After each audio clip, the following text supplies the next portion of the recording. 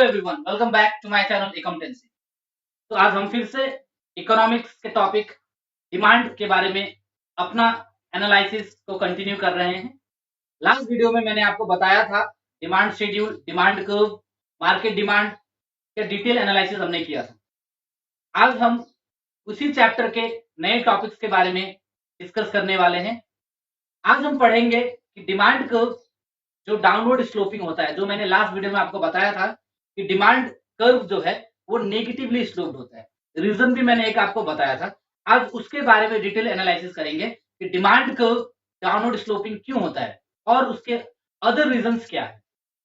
अगर demand curve downward sloping होता है तो क्या वो हमेशा डाउनवर्ड स्लोपिंग ही होगा या फिर उसके अदर एक्सेप्शंस भी है, उसके बारे में भी जानेंगे। उसके बाद हम ये भी जानेंगे the concept of normal goods and inferior goods. Normal goods क्या है, इंफीरियर गुड्स क्या है, जो कि हमने ऑलरेडी वीडियो 1 में डिस्कस किया था। तो अगर आपने मेरा फर्स्ट 2 वीडियोस नहीं देखा है तो आप जाके वो देख के वहां से समझ सकते हैं। कुछ भी डाउट हो तो आप हमसे पूछ सकते हैं। तो आइए आज हम अपना आज का वीडियो स्टार्ट करते हैं।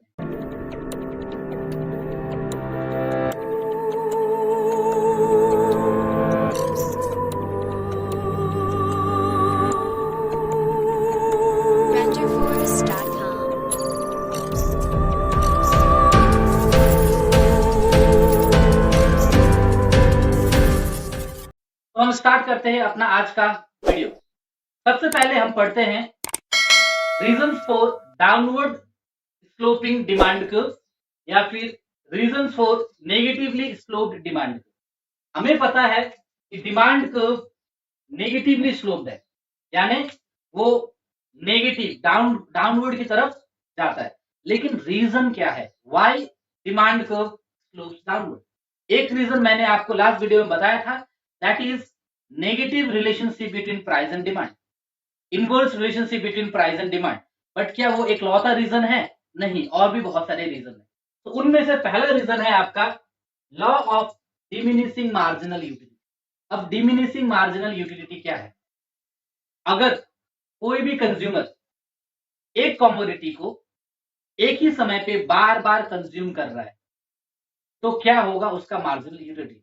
फॉर एग्जाम्पल, अगर कोई कंज्यूमर को प्यास लगा है तो उसने क्या किया, ग्लासेस ऑफ वाटर मंगवाया, पहला ग्लास ऑफ वाटर पिया तो उसको बहुत सेटिस्फेक्शन मिला होगा। क्यों? क्योंकि उस वक्त वो बहुत थर्स्टी था। लेकिन फर्स्ट ग्लास ऑफ वाटर पीने के बाद उसका थर्स्ट कुछ लेवल तक क्वेंच हो चुका हो, वो सेटिस्फाई हो चुका हो, फिर भी उसको सेकंड ग्लास ऑफ वाटर चाहिए। उसने सेकंड ग्लास ऑफ वाटर मंगवाया, उसका सेटिस्फेक्शन लेवल और बढ़ा। लेकिन जो सेटिस्फेक्शन लेवल बढ़ा वो लास्ट वाले से कम हो। अगर उसको फर्स्ट ग्लास से 100 सेटिस्फेक्शन मिलता है तो सेकंड ग्लास से 80 ही मिलेगा। उसके बाद अगर वो थर्ड ग्लास ऑफ वाटर में भी जाता है उसका सेटिस्फेक्शन लेवल फिर बढ़ेगा, लेकिन सेकंड वाले से कम। तो इस तरह क्या होता है कि अगर हम एक ही कमोडिटी को एक ही समय में बार बार खाते हैं तो क्या हम उब जाते हैं, हमें वो सामान पसंद नहीं आता। तो इकोनॉमिक्स में उसे क्या कहते हैं? उसे कहते हैं डिमिनिशिंग मार्जिनल। जो एडिशनल यूटिलिटी हमको मिल रहा है एडिशनल कमोडिटी कंज्यूम करने से, वो एडिशनल यूटिलिटी को बोलते हैं मार्जिनल यूटिलिटी। तो वो एडिशनल यूटिलिटी डिक्रीज हो रहा है, बार बार घटता जा रहा है। क्यों? हमारा मन उसे खाने का कम हो रहा है, क्योंकि एक ही चीज को बार बार हम लोग कंज्यूम नहीं कर सकते। तो वो कम हो रहा है मतलब डिमिनिश हो रहा है। तो इसको कहते हैं लॉ ऑफ डिमिनिशिंग मार्जिनल। तो क्या होता है कि अगर हम एक कमोडिटी को एक ही समय पे बार बार कंज्यूम करते हैं तो हमारा मार्जिनल यूटिलिटी डिक्रीज हो रहा है। तो यहाँ पे डिमांड कर्व के साथ उसका रिलेशनशिप क्या है? रिलेशन ये है कि अगर कोई भी कमोडिटी को हम स्टार्टिंग में कंज्यूम कर रहे हैं, अगर उसका प्राइस कम है, कोई भी कमोडिटी का प्राइस कम है, तो हमारा मार्जिनल यूटिलिटी उस कमोडिटी में ज्यादा होगा, मार्जिनल यूटिलिटी प्राइस से बड़ा होगा। क्यों? क्योंकि अगर प्राइस कम है तो हम उससे ज्यादा खरीदेंगे तो हमको ज्यादा यूटिलिटी मिलेगा। लेकिन जब ये कमोडिटी हम खरीदते रहेंगे तो ये मार्जिनल यूटिलिटी क्या होगा, घटता जाएगा। जब घटेगा तो इन दोनों के बीच में रिलेशनशिप देख सकते हैं आप कि प्राइस कम है तो मार्जिनल यूटिलिटी ज्यादा रहता है। लेकिन अगर इसी का उल्टा मैं करूं, प्राइस ज्यादा होगा तो हमको उससे मार्जिनल यूटिलिटी कम मिलेगा। तो मार्जिनल यूटिलिटी कम मिलेगा तो यहाँ पे क्या हो रहा है, प्राइस कम, मार्जिनल यूटिलिटी ज्यादा, तो डिमांड भी ज्यादा। प्राइस ज्यादा, मार्जिनल यूटिलिटी कम, तो डिमांड भी। ऑटोमेटिकली यहाँ पे प्राइस और डिमांड का रिलेशनशिप बन रहा है। अगर प्राइस कम हो रहा है तो डिमांड ज्यादा हो रहा है, प्राइस ज्यादा हो रहा है तो डिमांड कम हो रहा है। तो ये रिलेशनशिप कैसा है, इनवर्स है। दोनों चीज के बीच में जो रिलेशन है वो उल्टा है कि अगर प्राइस घटेगा तो डिमांड बढ़ रहा है, प्राइस बढ़ेगा तो डिमांड। तो इसका वजह से डिमांड कर्व जो है वो नेगेटिवली स्लोप। तो ये था पहला रीजन। नेक्स्ट रीजन क्या है आपका, प्राइस इफेक्ट। प्राइस इफेक्ट क्या है, व्हाट इज प्राइस इफेक्ट? यही है प्राइस इफेक्ट। सारे दूसरे फैक्टर्स को छोड़ के, making all other factors remain unchanged, constant and stable. अगर price of a commodity falls, demand will increase. Price of the commodity rises, demand will fall. This is called price effect. तो यहाँ पे भी price और demand में relationship क्या है, उल्टा है। तो this is called reason for downward sloping demand curve. Next है इनकम इफेक्ट। अब इनकम इफेक्ट कैसे एक्सप्लेन करता है हम लोगों के डिमांड कर्व के नेगेटिवली स्लोप होने में।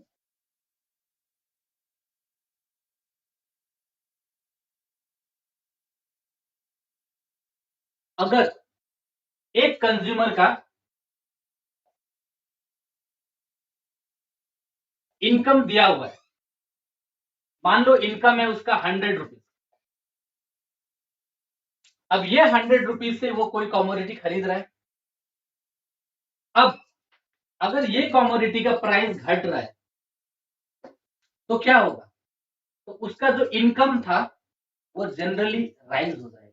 इसे बोलते हैं increase in real income. For example, अगर 100 रुपीज से ये जो कमोडिटी खरीदना चाहता है, वो कमोडिटी का प्राइस था 50, तो वो कितना कमोडिटी खरीद पाता, 2। लेकिन अगर ये कमोडिटी का प्राइस घट के 25 हो जाता है, उसका इनकम तो इंक्रीज नहीं हुआ, लेकिन वही इनकम से ये कमोडिटी अब वो कितना खरीद पाएगा, 4। तो ये जो दो कमोडिटी ज्यादा खरीद पा रहा है, क्यों खरीद पा रहा है, क्योंकि प्राइस कम हुआ।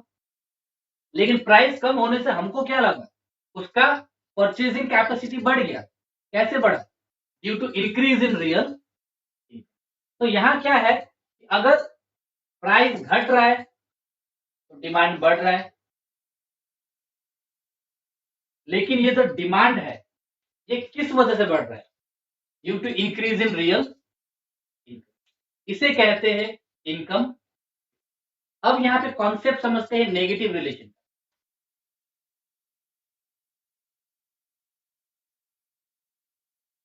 अगर इनकम दिया हुआ है, प्राइस दिया हुआ है, डिमांड दिया हुआ है, अगर प्राइस घट रहा है तो डिमांड बढ़ेगा। तो यू कैन सी रिलेशनशिप कैसा है, इनवर्स। अगर प्राइस बढ़ जाता है तो उसका इनकम ऑफ द कमोडिटी बढ़ रहा है, प्राइस बढ़ने से क्या होगा, मेरा परचेजिंग कैपेसिटी घट जाएगा। तो परचेजिंग कैपेसिटी घटा मतलब इनकम घटा। लेकिन अगर प्राइस घट रहा है तो परचेजिंग कैपेसिटी बढ़ेगा, दैट मीन्स इनकम बढ़ रहा है। बट एक्चुअली में इनकम नहीं बढ़ा, मेरा परचेजिंग कैपेसिटी बढ़ा। तो इसके वजह से क्या होता है, इनवर्स रिलेशनशिप। यहां भी हम देख सकते हैं इनवर्स रिलेशनशिप। तो ये इनवर्स रिलेशनशिप की वजह से क्या होता है, डिमांड कर्व डाउनवर्ड स्लोप। तो आई होप आपको समझ में आया इनकम इफेक्ट क्या है और इनवर्स रिलेशनशिप कैसे फॉर्म होगा। नेक्स्ट है सब्स्टिट्यूशन इफेक्ट। तो सब्स्टिट्यूशन इफेक्ट कैसे रीजन बनता है डाउनवर्ड स्लोपिंग डिमांड का, बहुत ही आसान है। दो कमोडिटी है ए और बी, इसका प्राइस 10 है, इसका 15 है, दोनों सब्स्टिट्यूट गुड्स है, टी एंड कॉफी। तो क्या हुआ, अगर कॉफी का दाम 15 था, वो घट के अगर 8 हो जाता है तब क्या करेंगे, ये कंज्यूम करना बंद करेंगे और इसका डिमांड बढ़ जाएगा। तो क्या हो रहा है, प्राइस घटा, डिमांड बढ़ा। लेकिन अगर इसका प्राइस बढ़ जाता है, 10 था 15 था, ये कंज्यूम कर रहे थे हम, लेकिन अगर ये 10 से 20 हो जाता है तो क्या हुआ, इसका प्राइस बढ़ गया, इसका डिमांड घटेगा और इसका डिमांड बढ़ेगा। तो यू कैन सी प्राइस बढ़ा और डिमांड घट गया। तो रिलेशनशिप उल्टा ही आ रहा है, प्राइस बढ़ा डिमांड घटा, या फिर प्राइस घटा डिमांड बढ़ा। तो यहाँ पे सब्स्टिट्यूट गुड्स का जो रिलेशनशिप है विथ रिलेशन टू प्राइस, उसे कहते हैं सब्स्टिट्यूशन। दैट मीन्स अगर टी और कॉफी है, टी का प्राइस बढ़ता है तो हम लोग टी को सब्स्टिट्यूट करेंगे कॉफी से, हम लोग कॉफी का डिमांड बढ़ेगा, इसका डिमांड क्या होगा, घट जाएगा। लेकिन अगर कॉफी का डिमांड बढ़ता है, प्राइस बढ़ता है, तब कॉफी कंज्यूम नहीं करेंगे, तब क्या कंज्यूम करेंगे, टी। तो टी सब्स्टिट्यूट करेगा कॉफी को। तो अगर इसका प्राइस बढ़ता है तो इसका डिमांड घटेगा। दैट मीन्स अगर कोई भी कॉमोडिटी जो सब्स्टिट्यूट है उसका प्राइस बढ़ता है तो हम वो कॉमोडिटी कंज्यूम करना बंद करते हैं।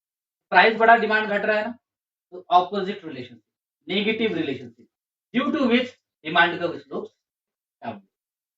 लास्ट है change in number of customer. Number of customer, अगर कोई भी सामान का प्राइस मार्केट में बढ़ता है तो कस्टमर्स वो मार्केट छोड़ के बाहर जाते हैं। क्यों, वो कमोडिटी वो नहीं खरीदेंगे। तो कस्टमर्स मार्केट छोड़ के बाहर जा रहे हैं, इसका मतलब डिमांड क्या हो रहा है, डिक्रीज हो रहा है। तो यू कैन सी उल्टा, ऑपोजिट रिलेशनशिप। लेकिन अगर ये प्राइस बढ़ने का जगह घट जा रहा है तो नए कस्टमर्स मार्केट ज्वाइन करेंगे। नए कस्टमर्स अगर मार्केट ज्वाइन करेंगे तो डिमांड क्या होगा, बढ़ेगा। तो यू कैन सी फिर से उल्टा relationship. So due to this inverse relationship between coming and going of the customers will decrease and increase with the price. ये inverse relationship की वजह से डिमांड कर्व नेगेटिवली स्लोप्ड। तो सिर्फ प्राइस और डिमांड ही एकलौता रीजन नहीं है कि डिमांड कर्व डाउनवर्ड स्लोपिंग हो, उसे छोड़ के भी price effect, law of diminishing margin utility, income effect, substitution effect and change in number of customers भी है, जिसके वजह से डिमांड कर्व नेगेटिवली स्लोप्ड होता है। तो आई होप आपको ये बात अच्छे से समझ में आ गया हो। अगर अभी भी आपका कोई भी डाउट है तो आप कमेंट बॉक्स में कमेंट करके हमसे पूछ सकते हैं, हम वो डाउट आपका नेक्स्ट वीडियो में क्लियर कर देंगे।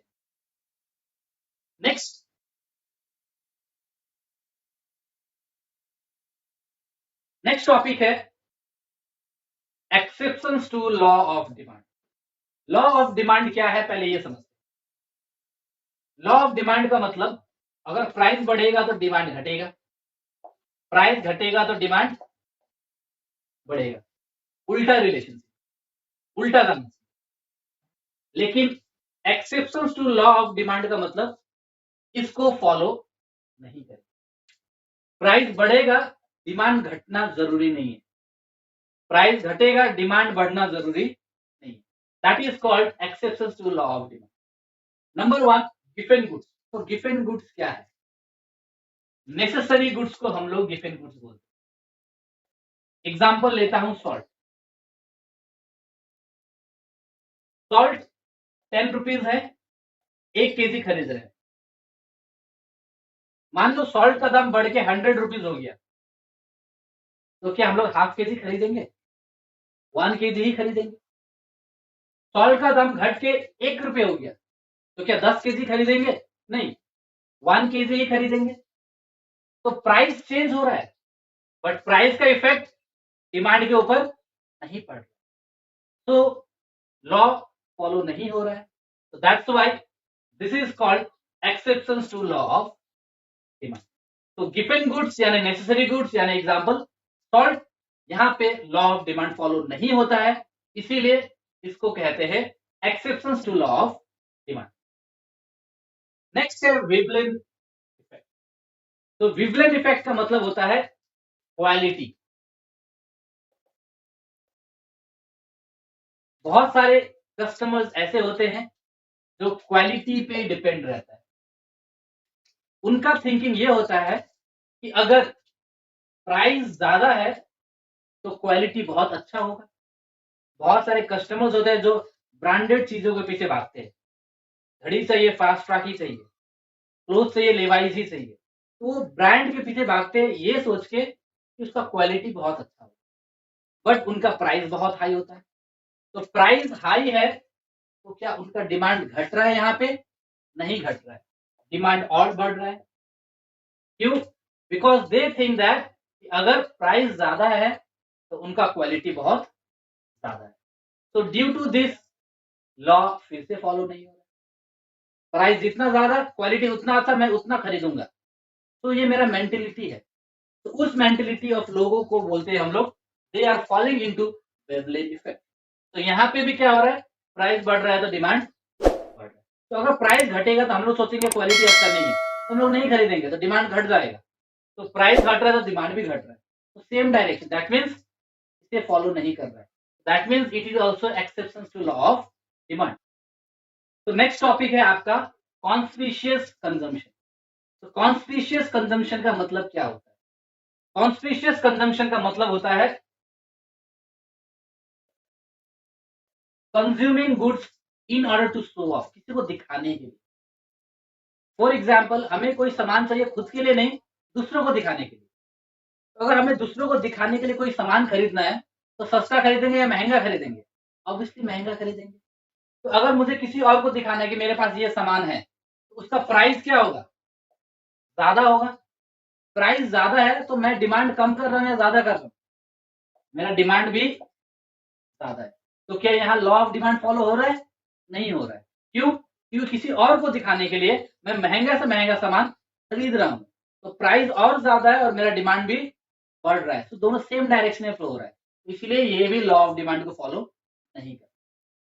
नेक्स्ट है आपका बैंड वेगन इफेक्ट। तो बैंड वेगन का मतलब होता है फॉलोइंग फॉर अदर्स या फिर डेमोन्स्ट्रेटिंग अदर्स। इसको हम लोग बोल सकते हैं डेमोन्स्ट्रेटिंग। डेमोन्स्ट्रेटिंग का मतलब क्या होता है? किसी को फॉलो करना। फॉर एग्जाम्पल, अगर तीन दोस्त हैं ए, बी और सी। ए और बी रिच है, सी पुअर है, बट तीनों बहुत क्लोज फ्रेंड है। तो ए और बी अपने बर्थडे पर एक अच्छा सा पार्टी देते हैं, तो सी क्या करेगा? सी भी अपने बर्थडे पर दोनों को एक अच्छा सा पार्टी देगा। तो अच्छा सा पार्टी के लिए क्या चाहिए? पैसा चाहिए। बट ये तो पुअर है, इसके पास पैसा नहीं है, लेकिन क्या वो पार्टी नहीं देगा? वो देगा। क्यों? वो इन दोनों को डेमोन्स्ट्रेट कर रहा है, जो इनके फ्रेंड ने किया वो ये भी करेगा। तो यहाँ पे फिर क्या होगा? प्राइस महंगा होगा, प्राइस ज्यादा होगा, और इसका डिमांड बढ़ रहा है। उसको 10,000 का फोन मिला, मुझे भी 10,000 का फोन चाहिए। तो प्राइस महंगा है, मेरे पास 10,000 ना हो, बट फिर भी मैं मैनेज करके 10,000 का फोन खरीद लूंगा। तो प्राइस ज्यादा है, मेरा डिमांड भी ज्यादा है। क्यों? क्योंकि मैं उसको देख के कॉपी करना। शाहरुख खान के पास कोट है, मुझे भी वैसा ही कोट बनाना है। मेरे पास पैसा हो ना हो, पैसा मैनेज करके मैंने वो कोट बना लिया, तो मैंने उसको डेमोन्स्ट्रेट किया। इसे कहते हैं बैंड वेगन इफेक्ट।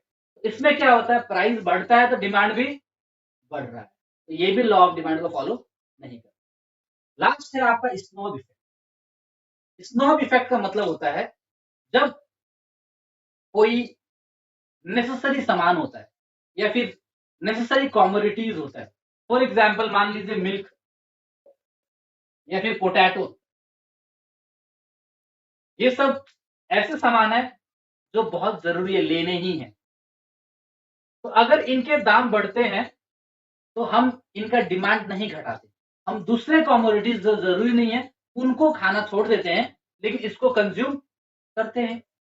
तो ऐसे कॉमोडिटीज का क्या होता है कि अगर प्राइस बढ़ रहा है फिर भी डिमांड घटता नहीं है, हम दूसरे कॉमोडिटीज का डिमांड घटा देते हैं। मिल्क का दाम बढ़ गया, हम दूसरी चीज खाना छोड़ देंगे, लेकिन मिल्क खरीदेंगे। तो मिल्क का दाम बढ़ने से मेरे डिमांड पे कोई असर नहीं, मैं अभी भी मिल्क कंज्यूम कर रहा हूँ, तो ये भी लॉ ऑफ डिमांड को फॉलो नहीं कर रहा। पोटैटोज का प्राइस बढ़ता जा रहा है, मैंने टोमेटोज खाना छोड़ दिया, दूसरे सब्जी मैं कम खरीद रहा हूँ, लेकिन पोटैटोज मैं उतना ही खरीद रहा हूँ। दैट मीन्स प्राइस बढ़ा फिर भी मेरा डिमांड उतना ही है।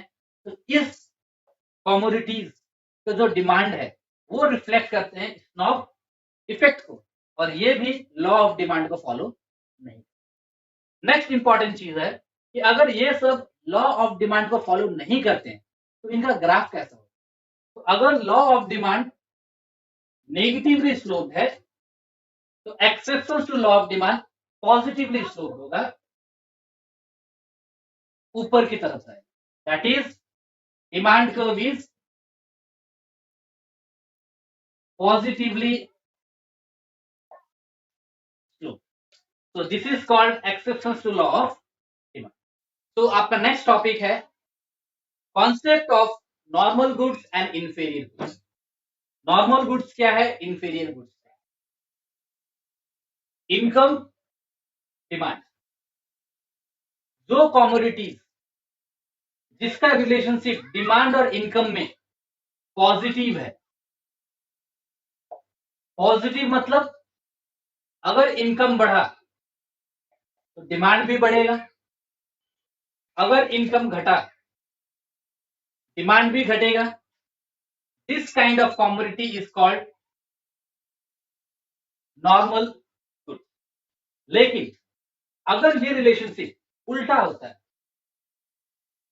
अगर ये रिलेशनशिप नेगेटिव होता है, नेगेटिव मतलब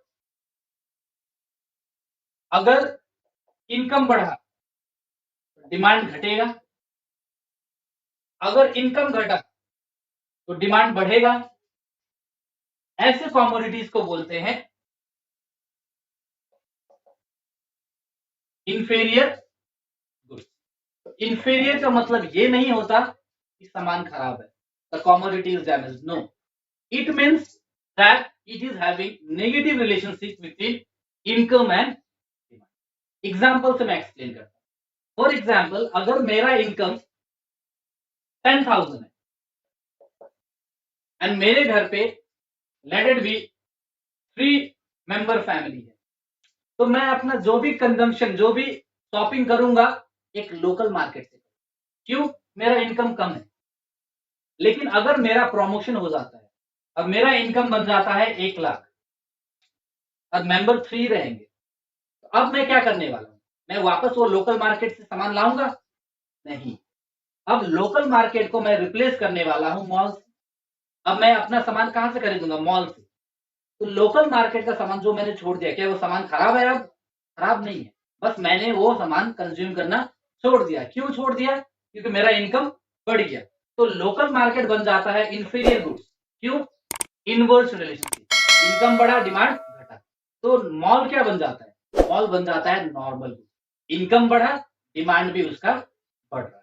तो this is what we call concept of normal goods, inferior goods.